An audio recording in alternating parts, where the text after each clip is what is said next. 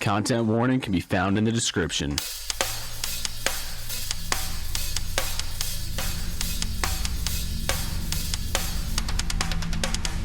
Viewer discretion is advised.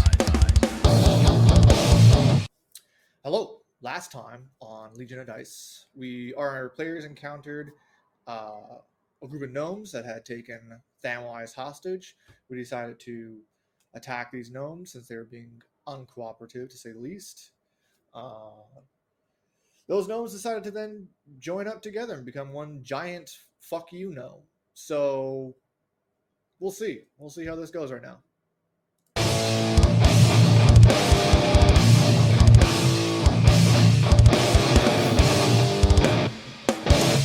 Hello, everyone. My name is Zach Balter. I play Bruce the Bard. He is a bard. And the fun fact about Bruce, just like a snake in real life, Bruce only eats about once every week, sometimes once every other week, depending on what it is. He can also eat up to about 2 times his body weight. And when he eats, he has a big lump in his belly, just like every other snake. So he eats and he actually gets like a food baby? Yeah, pretty much. Hey everybody, I'm Chase Dixon. I play Axon of the Golden Fang. And so my fun fact for this week is a little bit about the Leonin race and something interesting that happened in the Pride. So normal lions, fun fact, they are born with spots or patches on their fur. It's not like almost like a cheetah or a jaguar. It's not just straight golden like you see from a normal lion, and that goes away over time. Well, Leonin are the same way. They're born with patches, right? And so there's decade-long gaps in between generations of Leonin being born. So because of these 20, 30-year spans in between births, Axon's father actually forgot that that's a thing. So when Axon was born, he immediately accused his wife of cheating. With a neighboring like cheetah version of Leonins. He said, "That's not my fucking baby. What the fuck is going on here, woman?" And it took every single person in the Golden Fang Pride to remind him of this, bring up historical documents. All the midwives are like, "Look, nope, this is totally a thing." And because Axon's dad was about to burn the whole place to the fucking ground. Do they do a lion version of Maury? Oh, You are the father. I imagine so. And now I'm really trying to come up with the right prompt for AI image generator to make Maury look like a lion. And we'll add that to the Patreon to this episode or something. I don't know. Hey everyone, I'm Kent Rawlings. I play Vexos Nightshade. It's a rogue warlock multi-class. So today, Vexos's fun fact is that over his many years as a youngling, just running through the streets and trying to figure out how he was gonna survive, he actually acquired the taste of rats. He enjoys sometimes for a meal just going out and picking a rat from out back, and then after he kind of keeps this a secret. He doesn't really let people know that, but sometimes he'll go out and people are like, "Oh yeah, let's go to dinner." He's hungry. "Hey, are you hungry?" And "No, I already ate." And he actually just went out back and scoured his dinner. So what you're saying is Ricky should be very afraid. Yeah, actually, so it's funny because so we have this pet rat in our party right now, and it kind of brings a little bit of flashbacks, and he's given a couple of, like, little side eyes to Ricky. Not that like he's interested in trying to eat Ricky, but he just knows that like he's eaten Ricky's before. Matthew Jacobson. I play Noctur Tenebris. My fun fact is that because Noctfru spent so long in a culture where he was being told like what the right answer was, and he just took it at face value for all his long life. Now that he is outside of that group, he likes learning things by himself, so he doesn't take a whole lot of any kind of information at face value usually. So he likes studying books and other tomes and like listening to other people talk about their different cultures. So he's like likes to take the history of other places. Yeah, he's very interested in Axon and Bruce. Actually, he's very curious about what the fuck is going on with them. We're mysterious people. I'm your DM today, and I play a bunch of gnomes. And fun fact is when I was trying to come up with how I'm going to voice these gnomes, I was at work and I didn't think anyone else was in the room when I was coming up with this voice. And apparently my boss and two of my coworkers were in the room, and they didn't know I was in a D&D podcast. They know now. They were pretty fucking confused. They probably just thought you were like weird as shit. Yeah, they're like, what the fuck is going on with this guy? Yeah, like, we need to get this guy drug tested. All right. Well, last episode, you guys started to fight these gnomes, and they morphed into one giant gnome. And you can see the video feed of us on YouTube. The gnome, essence of what I'm thinking is kind of right behind me. Kind of creepy. And a evil gnome wizard is chanting and you know doing some evil gnome shit behind a cracked wall, and Thamwise just ate one of the last compatrons that hadn't been morphed, and is now right in front of this evil gnome wizard. And you guys are still in initiative, and the person who is going up next is Bruce. All right, cool. So Bruce is going to look at this big fucking ginormous gnome of gnomes, and he's going to cast Cloud of Daggers.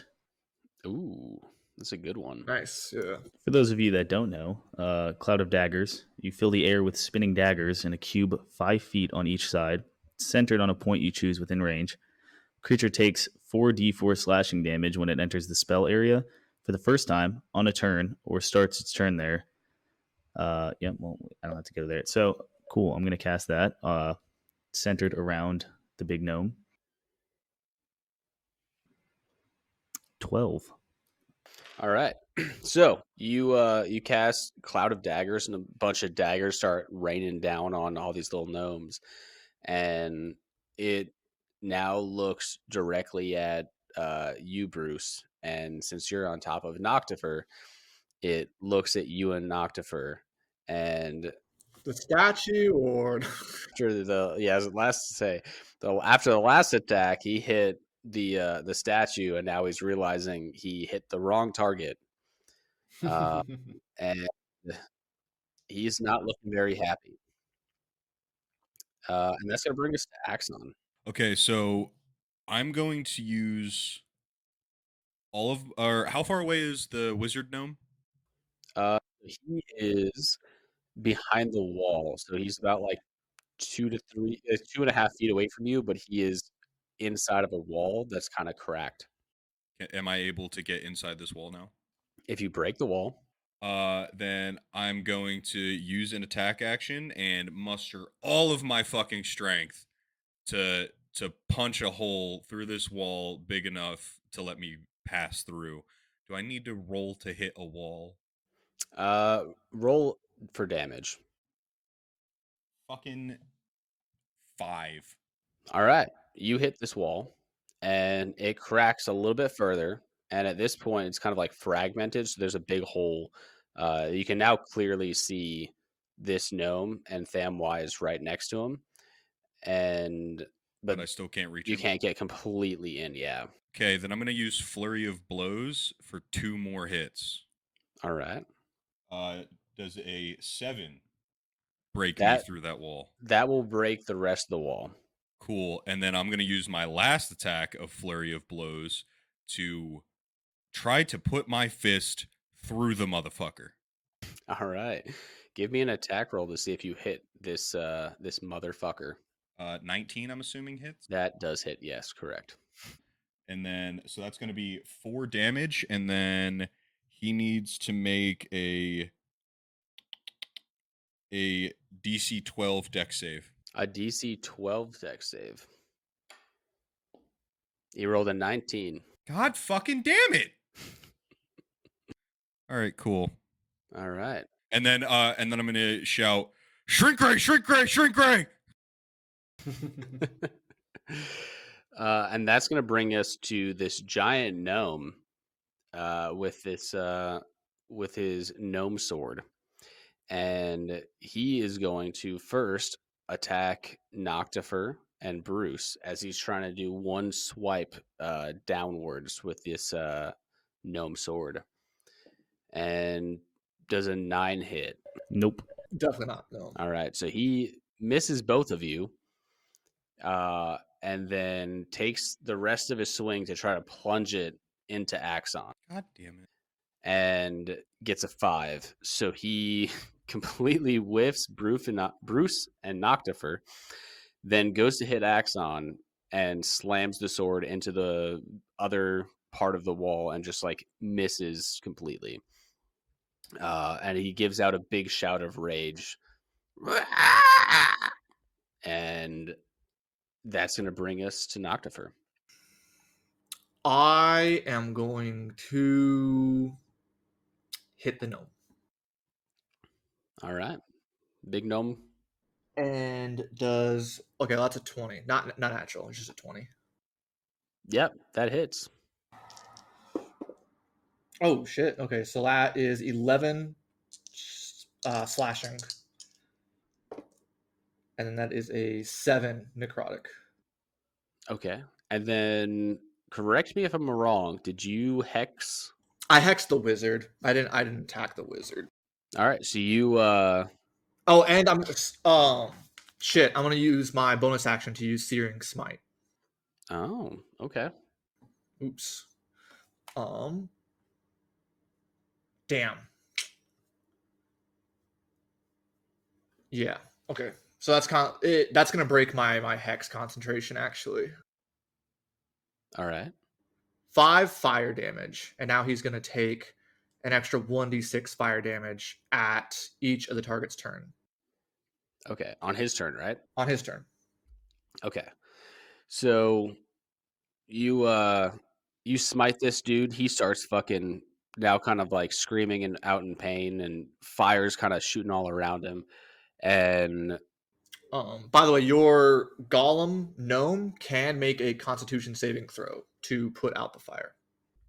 yeah, at the end of the turn? Yeah. Okay. Screaming out in pain, and he is going to kind of brace himself while he's got flames all around him, getting ready to swing his next attack. But that's going to bring us to the wizard gnome first. And the wizard gnome is going over to look at Thamwise and make a screeching noise and shoot a lightning bolt at Thamwise. Oh. Doing Nuh-uh. 7 damage. So he's going to shoot Thamwise with his electricity, and you're going to see Thamwise start to like shake a little bit, some smoke kind of coming off of him. And he's going to look over at Bruce and be like, "Thur, help!" I'm coming for you, buddy. Don't worry. And that's going to bring us to Vexos. All right. So for me, I'm going to pop the potion of healing as my bonus action, which will give me 10. We're just doing the full amount, correct? Mm-hmm. All right. So that'll give me 10 HP. All right. And then for my action, I mean, we'll just keep rolling with what's working, you know? I'm gonna cast Nightshade Cut, but I'm gonna do it at the wizard. Mm-hmm. So, oh baby, 24, Yeah. and that will do 9 damage. 9 damage. Okay. All right. He's gonna take a hit of this sharp smoke like was it daggerish, right? It's like a blade, like a crescent moon shaped blade. It's like a boomerang. Yeah, almost. Yeah. And he's gonna take it. It's gonna fucking smash into him, um, and he's going to look back at you and take a reaction and shoot another lightning bolt at you. Mm. Uh, but a natural one is going to make him not only miss, but kind of electrocute his own fingers a little bit. But it doesn't seem to hurt him too much. Beautiful. And he's going to look over at you, Vexos, and he's going to say, "I'm coming for you next." I'm gonna say back to him in Abyssal. I don't know what that means, but fuck. That's going to bring us to Bruce. Oh shit. Okay. Yeah, I'm gonna cast Hideous Laughter on the wizard man. Oh, Yeah, a creature of your choice that you can see within range perceives everything as hilariously funny and falls into a fit of laughter if this spell affects it. The target must succeed on a Wisdom saving throw, which is 13, or fall prone, becoming incapacitated and unable to stand for the duration. Creature with an intelligence score of 4 or less is not affected. with 4 or less. Yeah. So does it have intelligence of less than 4? So, what did you say to try to make him laugh? Penis. Sorry. God damn it. Penis. He looks over and he goes, "Penis!" Reverse psychology, bitch. And that's going to be Axon. Yeah, so I'm gonna keep swinging away at this little shit.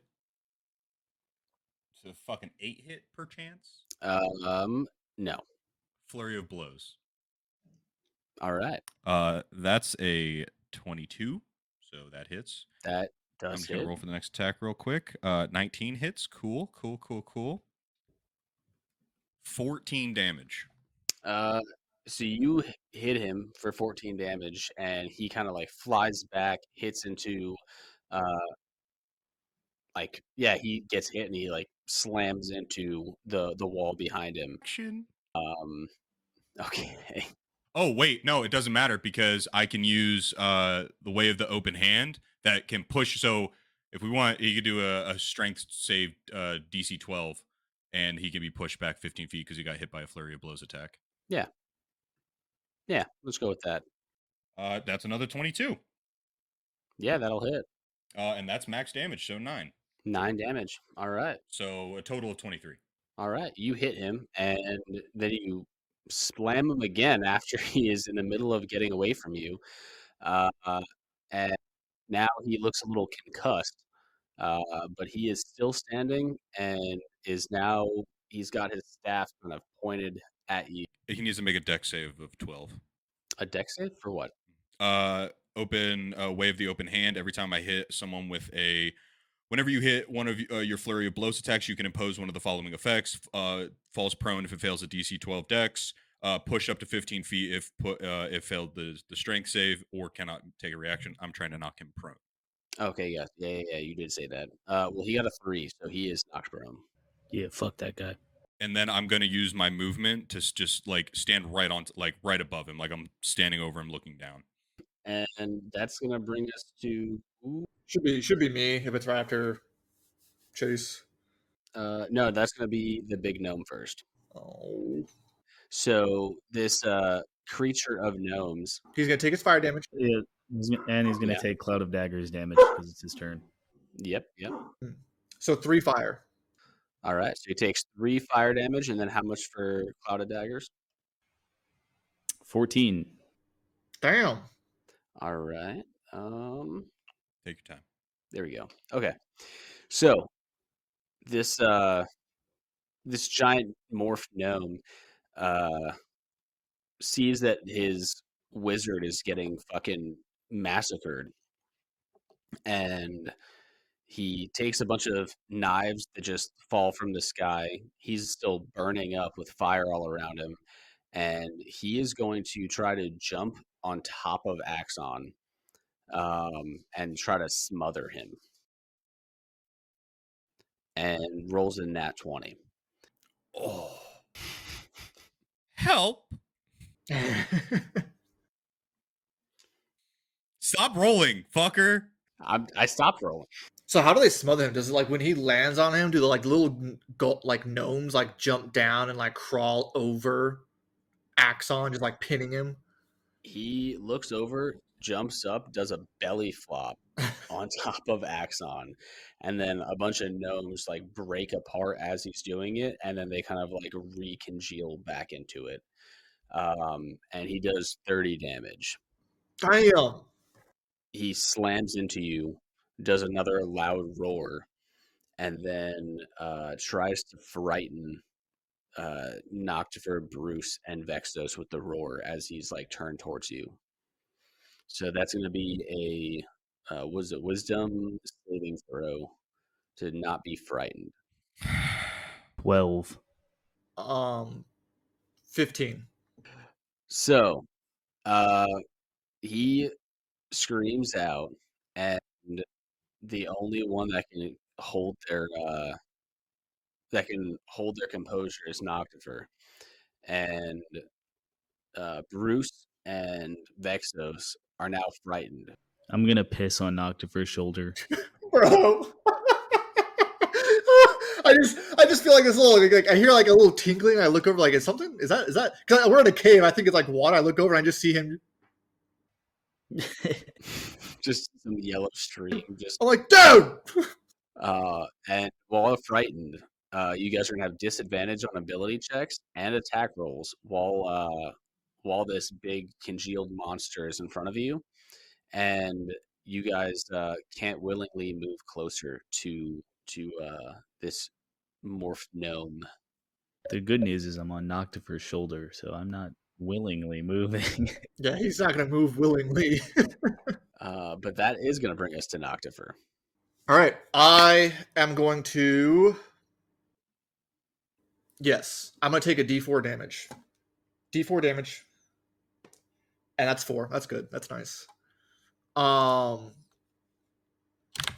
I'm gonna cast Hex again on the wizard as my bonus action. So that's going to end the Searing Smite on the golem, the fire damage, which I don't think you did a Constitution saving throw for him at the end of his turn. No, does he have to willingly do the consultation? Like, does that take an action? It's just at the end of his turn. It doesn't take an action. Okay, well, he got a 16 then. He would have broke it anyways. All right. So cast Hex on the wizard, and I'm going to plunge. Well, how far away is the wizard from me currently?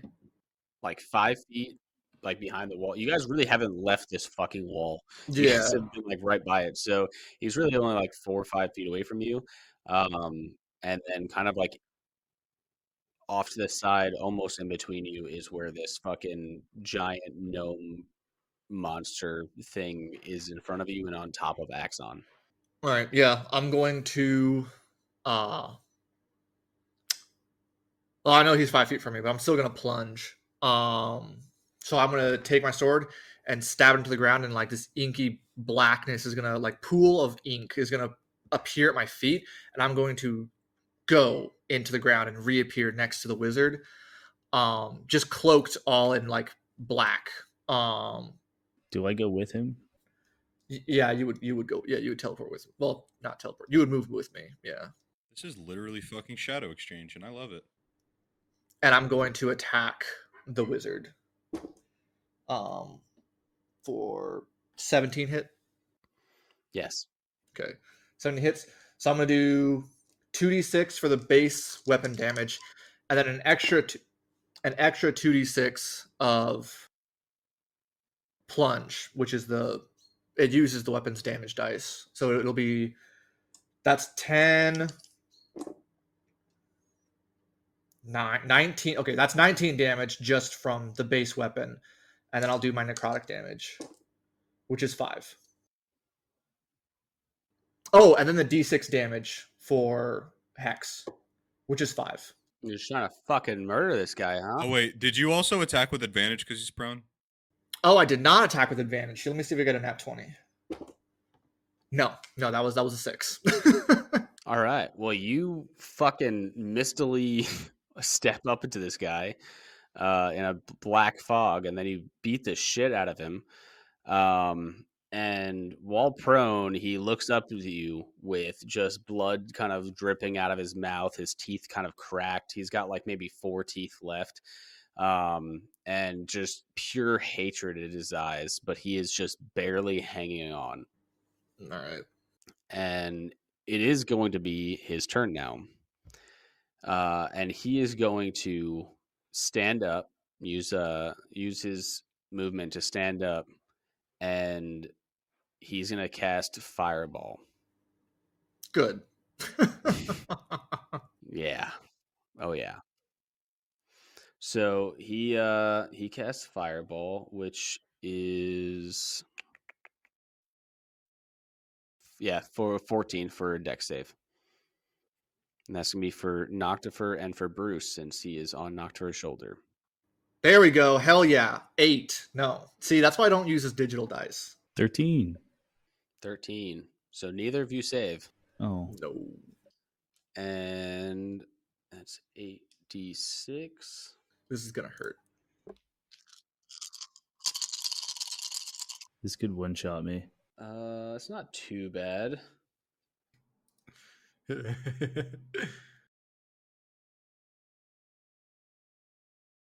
17 damage. Oh. Ugh. So you show up right in front of him. He is beat the shit out of, and he stands up shakily, and a burst of fire shoots out of him directly point blank range at you guys. And he's going to just start maniacally cackling as he does it. Does he take his damage, or is it a sculpt spell?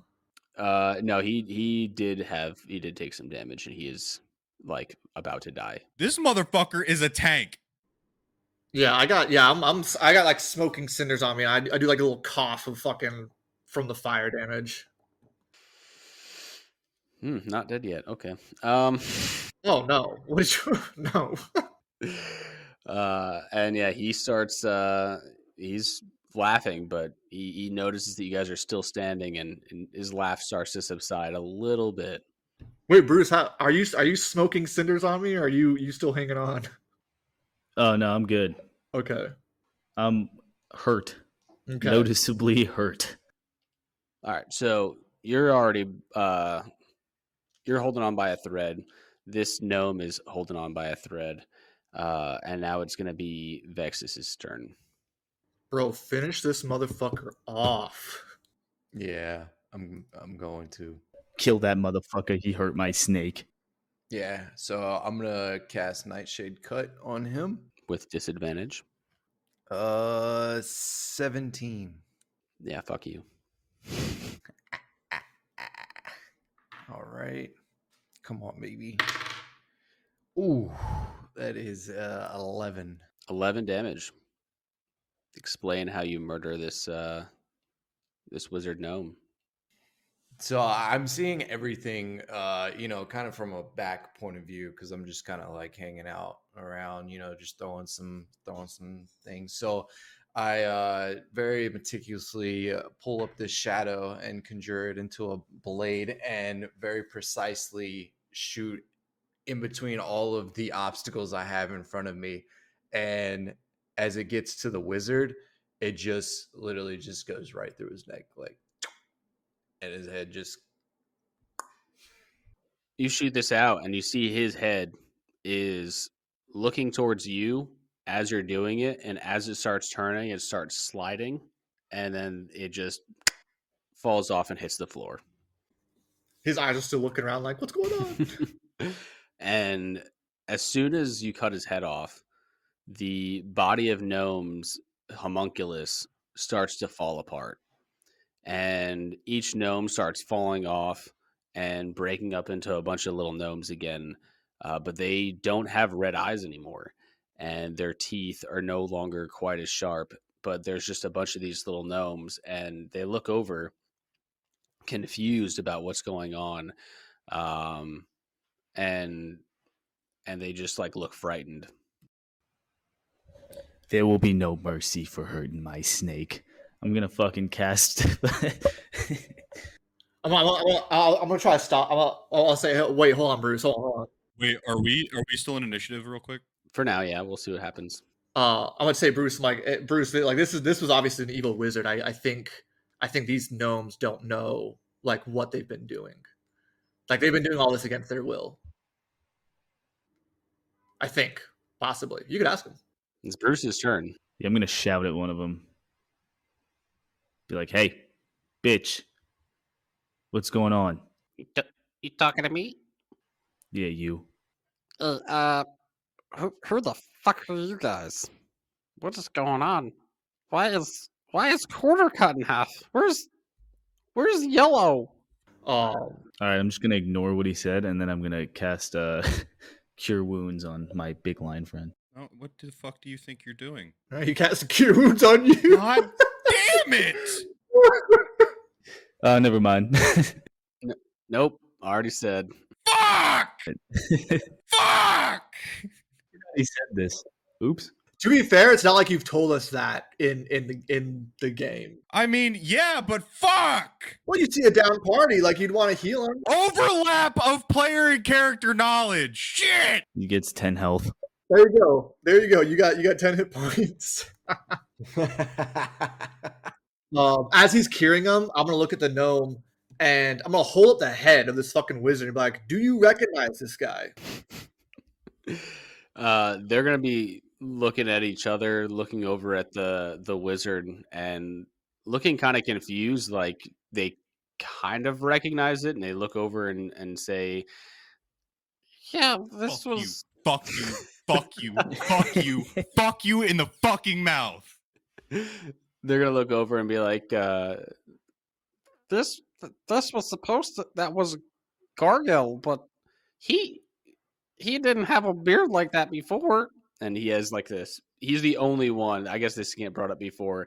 He's the only one with a big like black beard, where everyone else has a white beard. Did his beard look like yours before, or Yeah, this is how gnomes look. where's Gargile from? Is he your family? Well, we're all family here. We're all family here, and we've been growing up, and I've known him for the most of my life, but I don't even know what happened. Now I see him with a black beard, so he's unrecognizable. Can I climb down and start inspecting this Gargile guy? Yeah, you can. And I want to use detect magic on his little staff of pentagram staff. You want to do what is pentagraph? Detect magic. Oh, okay. Figure out what's on it. It's a curse. I don't want to pick it up. While he's doing that, I want to use divine sense as well. So let me get real quick. Let me get an Arcana check from Bruce. That is a. I can't tell. Oh, 14. With the Arcana check, Bruce, you can notice that this staff has a dark property to it, and you can see that this is something that is very similar to the creature you guys released just a little while ago. And I'll even say that you guys can notice like these guys are seeming really very confused about what's going on.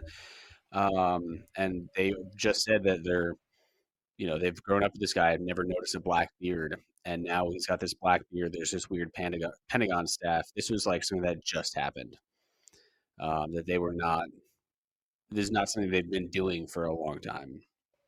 I'm going to look at the rest of the group uh, and explain what I feel, and then I'm going to say, like, should I touch it? Vexos from the back goes, yeah. If you touch it, I will eat them wise.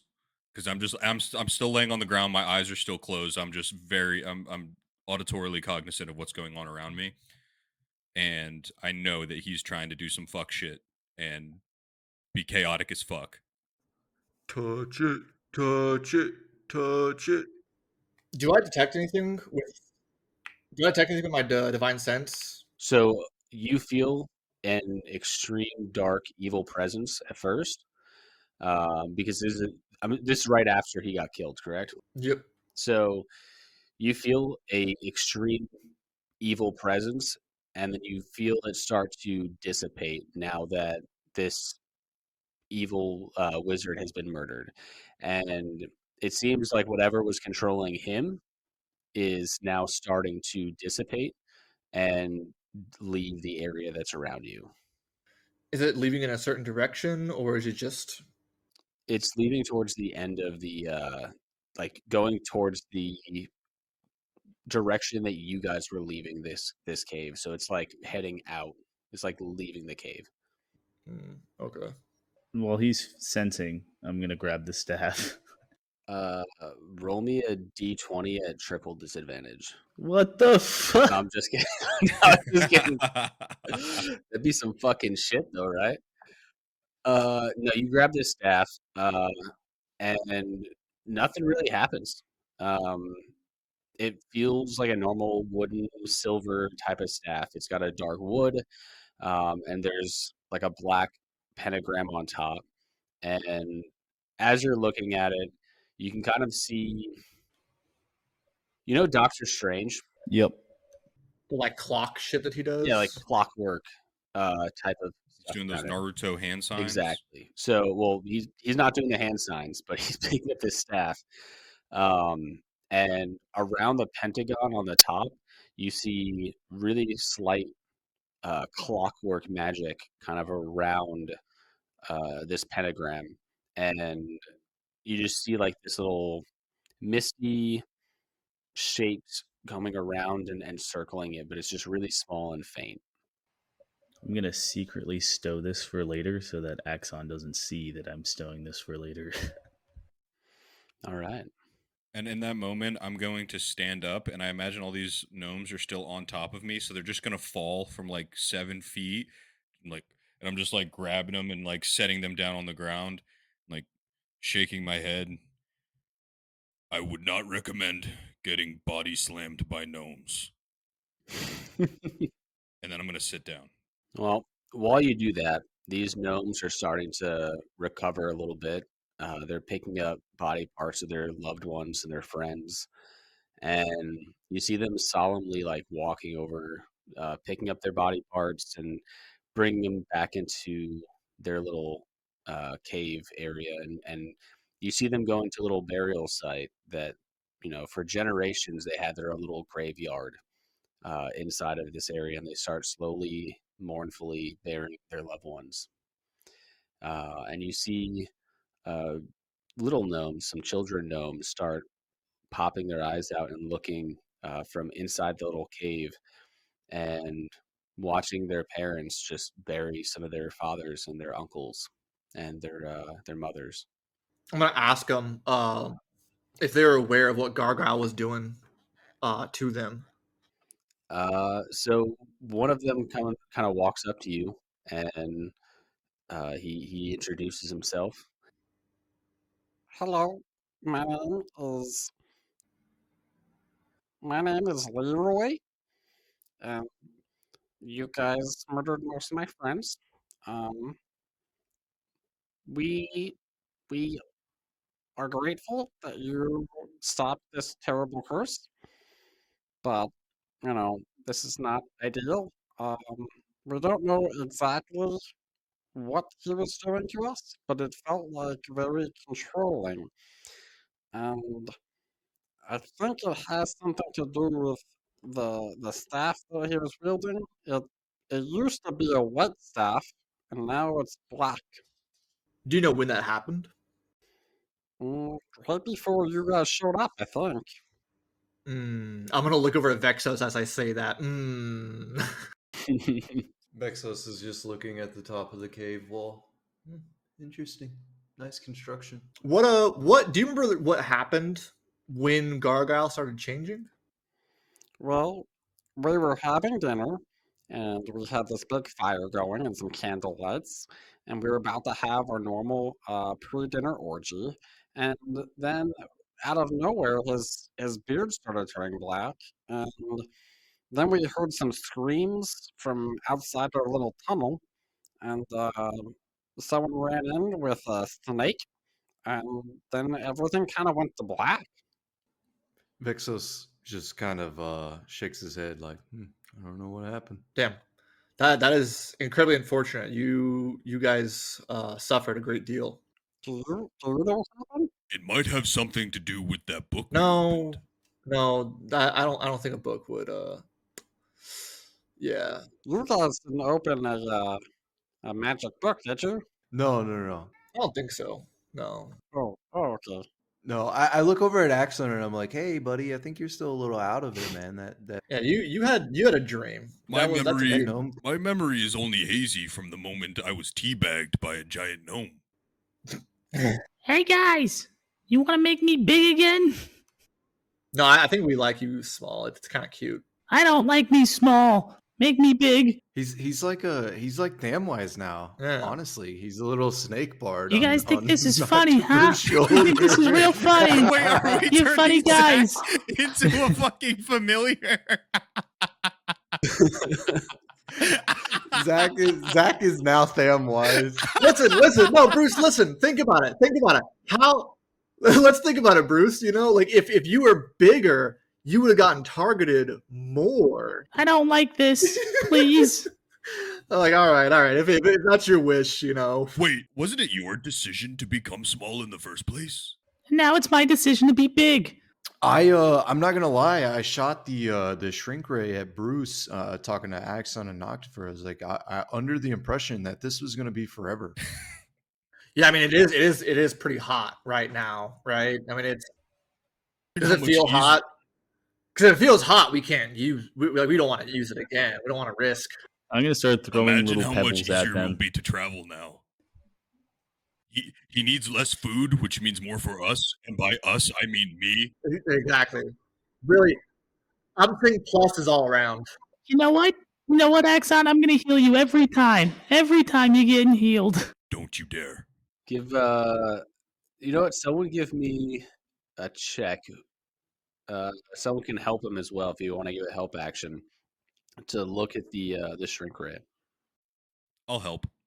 I'll look at it. I'll roll it. Give me an intelligence check. That's a 5. With wait, you, Yeah, you get advantage for the help action. Oh, advantage. Nice, beautiful. It's a 6. Oh, nice. No, that's a 17. So now you're looking at this because last time you guys looked at it, I think it was kind of quick, and then you guys were all pretty dumb and couldn't figure it out. But now that you're looking at it a little bit further, you can see that the power source that's attached to it doesn't seem to be quite as powerful from the power source that it was hooked up to when it was not mobile. And you can kind of infer that the effects of it only last roughly 24 hours. I was also going to say, we only ever used it to make something large with the help of Johnny Phelps. So if this was permanent, I don't think we had a way to fix you, bud. I didn't. I thought so too. Because Johnny Phelps had to construct a device to make us big again. That's true. So it lasts 24 hours, is what you can infer. It's got to be like a shortened time period. And you can kind of gather about 24 hours makes sense for this type of magic. And upon further inspection, you're also able to realize that the reason why this keeps glowing and it keeps getting hot is that it's not hooked up to something that's mobile or immobile and something that's powerful. It's just got this extremely powerful gem that's able to keep it mobile, and it does have some type of limit of how many times it can be used. But I don't think, with at least with your knowledge right now, you'll be able to see how long or how much use it has, or what stops it from working. Well, I think we've already used it enough today. Sorry, Bruce. We'll have to. You will rue the day. Hey, Vexos, catch. And I'm going to palm Bruce's head and yuck him to Vexos. And now we're going to play fucking football with this guy. Oh. You guys play football for a while? I catch Bruce and then I put his legs just around my head. Now he's just fucking hanging around on, like a little toddler on my shoulders. Yeah. I'm gonna speak to the gnome guy who is talking to us and tell him, well, listen, like we did take some damage trying to rid you guys of the your mad wizard. Would it be possible to stock up on items and maybe sleep here for the night, somewhere safe? They also did say they had a considerable amount of gold. Yeah, that's true. I don't want to strong arm you, but if it wasn't for us, I mean, you wouldn't have been using that gold anyways. So, Well, I think it's feasible for you guys to spend the night here, and we can definitely supply you with some ointments and some stuff for healing. As far as gold goes, we do have a decent amount that we can distribute, but we we're gonna need we're gonna need you to help us out for some ceremonies for the burial. what does this ceremony entail? Death. No, I'm just kidding. So we take this night to party and drink, and then in the morning we take the body parts, we bury them inside of the dark hole that's a little bit further down in the cave, and then we light them on fire, and that's it. That's all we do. Okay, I heard party, bring dead to hole, light hole on fire. Yes. Okay. Well, what do you guys think? You wanna help out with them? Sounds pretty easy. I think it sounds like a good idea. I feel kind of bad, but not really. I will revel in the destruction of the bodies that smothered me. They did attack us first.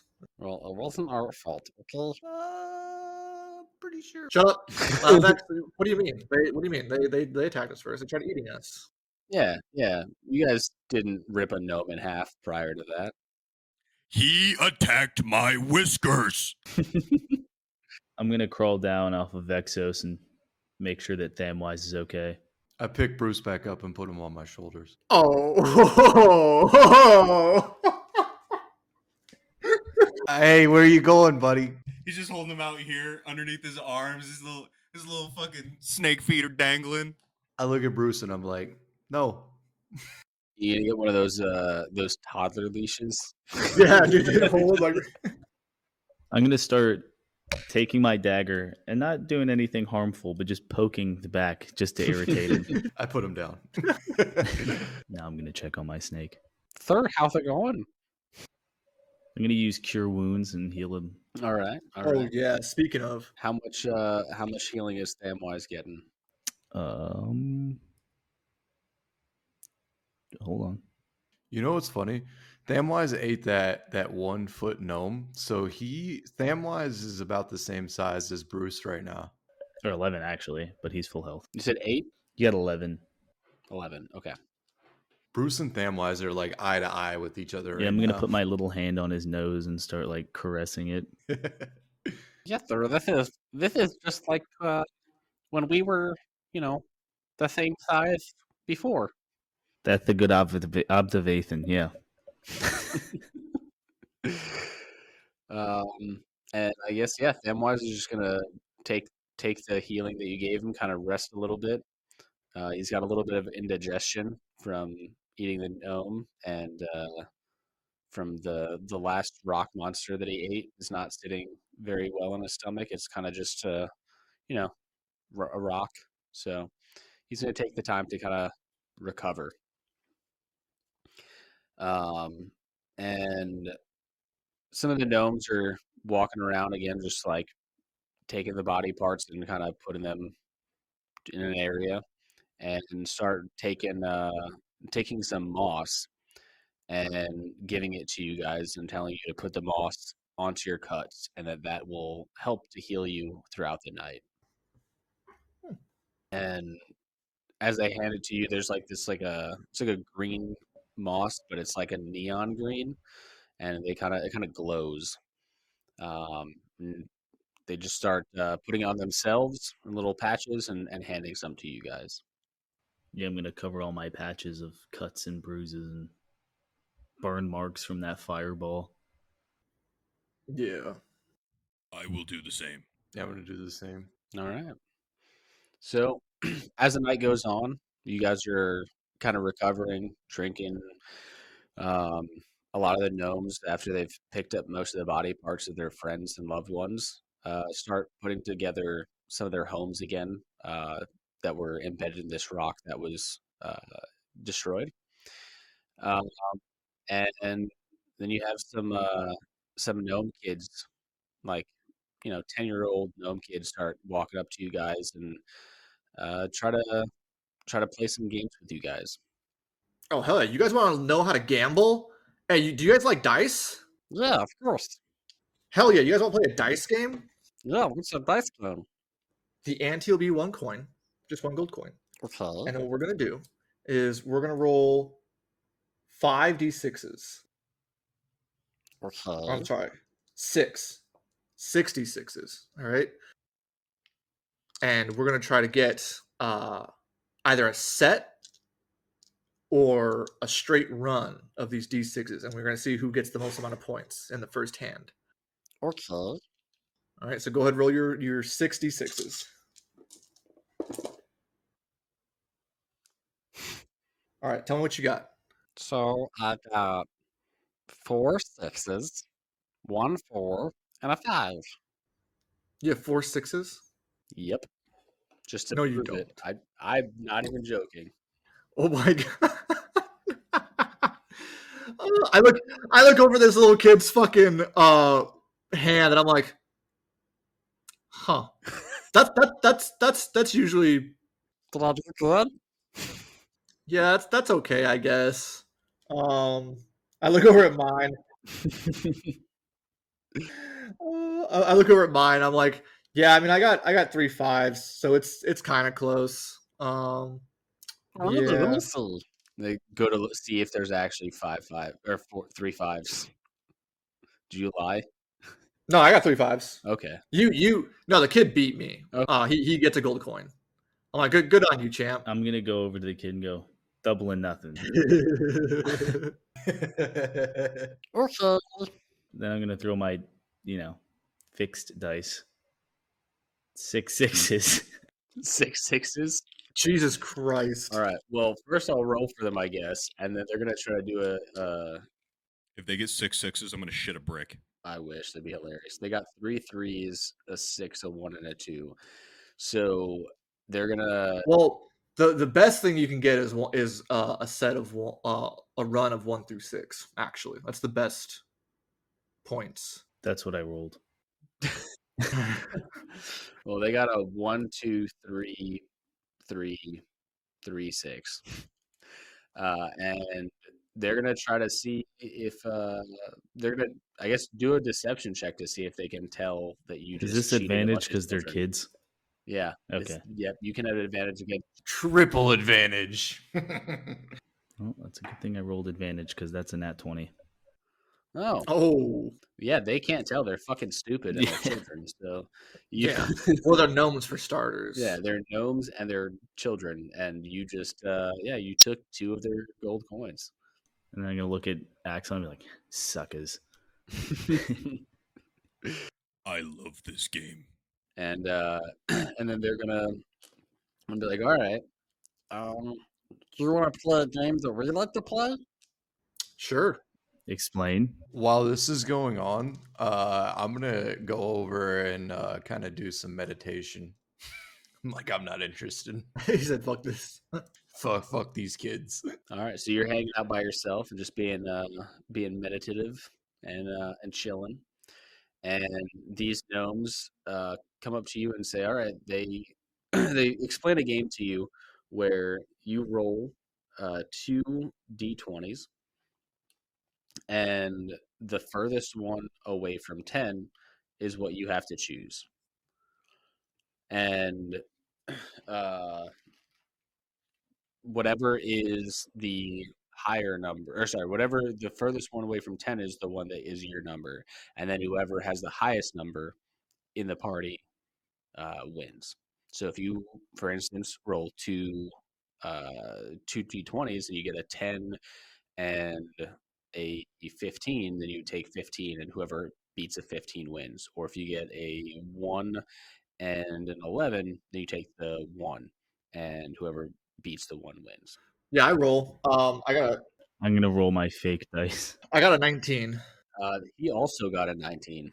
Actually, it was kind of crazy. He rolled a 1 and a 19, so I'm about to have him roll again because that's like literally the exact same amount away from 10. That's fucking wild. Yeah. I got a 4. You beat the children again. You guys were good at games. And so I'm gonna say you guys can keep playing for a while. And while you guys are playing, what is Axon and Vexos talking about? Vexos, I hate to bother your meditation, but can I have your ear for a moment? Yes, Axon. There is something I open my eyes. unsettling that happened when I was being smothered by Gnome Butthole. What unsettling? Oh, I mean, I can see how that is unsettling, but what specifically? Besides the smell. Oh, okay, yeah. In the darkness, I felt encroaching closer and closer to death. But I have never felt stronger in that moment in my life. The darkness was winning, but I could fight back. I think there's something off about the Antaran people when they come close to death. Have you ever been close to death before? Not until today. Maybe this is something that we need to look into. I agree, but where would we start? I have a knife. I'm not. I'm just kidding, Axon. When he says that, my lion jaw just. No. What's like exactly? Did you felt like you got stronger almost? I felt like I could fight death. But what happened after Bruce healed you? The strength went away, and all I could remember was the darkness slipping away from me as I slipped back into consciousness. Interesting. And I don't want to tell Bruce, because I don't know how he'll handle it, and I still don't trust Noctifer yet. You are the only person I can confide in this information, but I am harrowed by the experience. I also have something to tell you. What is it, my friend? So, Axon, you remember when I opened the book? Yes. Something strange happened inside when that shadowy figure kind of just popped out. The abyssal on the book, there was not many words, and then the shadowy figure emerged, and I had some sort of feeling inside that not so much as connected to it, but that I know the sort of like demon magic that came from the book. Is this something we can handle ourselves, or do we require assistance? It's it's going to be a long haul. They're gonna hear me shout from a distance, looking at Noctifer. It's like stealing gold pieces from children. It's so easy. They do have the saying, stealing candy from a kid. Well, apparently the same thing goes for money. I've never heard that before. That's funny. I look back at Axon and I tell him I'm gonna have to do some soul searching, and then I go back to meditate. I think I will do the same. Do you mind if I sit next to you? Sure. I will meditate alongside Vexos. All right. So then the night goes on, and you guys start meditating. You end up getting some gold from a bunch of children. How much gold 50 gold pieces. each? So total. Or- Total. Okay. You're doing one gold piece antes. I think even kids would get tired of getting their ass mollywopped by fixed dice after a while. Yeah. They have no idea. I mean, they were stupid enough to do 50 gold Yeah. every time losing and just being like, man, those guys are just really good. I like to imagine Bruce baited them in a bunch, and then he was like, quintuple or nothing. Yeah.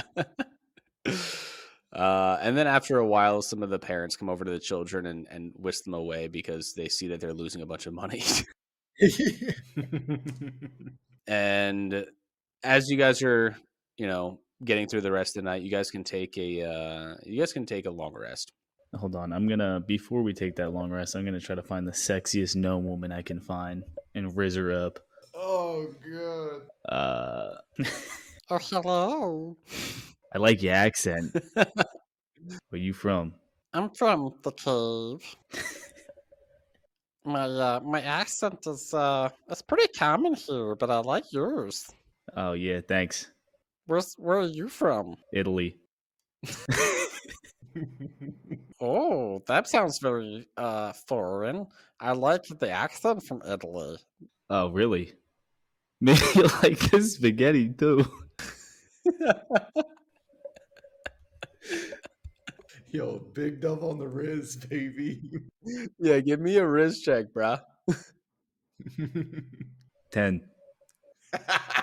Do I get any multipliers here? Do I get to add?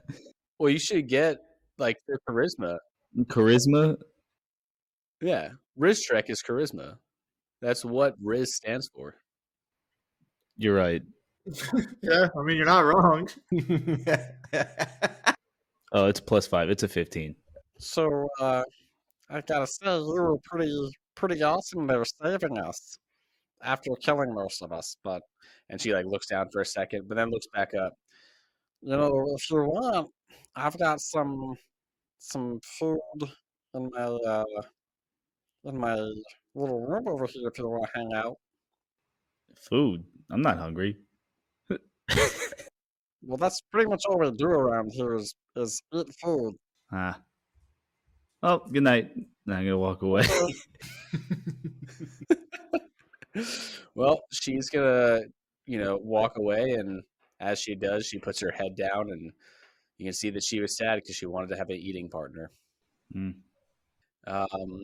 For the rest of the night, what do you guys do before you guys get the ceremony started? I'm gonna see Bruce as he's walking away and be like, "Hey, what was up with that? You didn't want to seal the deal?" I thought it was going well, and then she just invited me to eat. I'm not hungry. Yeah, I mean, I'm pretty sure the chief, or the guy that was talking to us last time, talked about how they have food orgies. Oh shit. I just pat him on the back. I'm like, "Yep, come on, it's okay. You failed." W Riz, bro. Well, So Vexos, he started his meditation early, so he completes his meditation. He's feeling brand new, and he decides that for the rest of the time until the party, that he wants to do a very in-depth inspection of the shrink ray that we have. all right. Well, you start to inspect the shrink ray, and you get to find out a bunch of stuff next episode. Damn. Hell yeah. All right. Well, thank you guys for listening. I hope you guys enjoyed this episode. We'll see you next time.